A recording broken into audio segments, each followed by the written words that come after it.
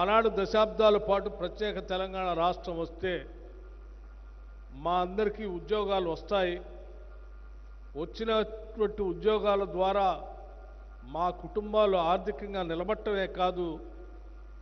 ఆత్మగౌరవంతో బతకటానికి ఒక ఉపాధి దొరుకుతుందని పోరాటం చేసిన నిరుద్యోగ యువతి యువకులందరికీ కూడా ఈ ప్రభుత్వం అండగా ఉంటుందని,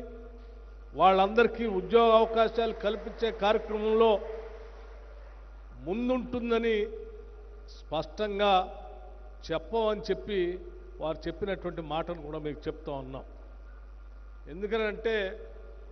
మేము వచ్చిన దగ్గర నుంచి ఈనాటి వరకు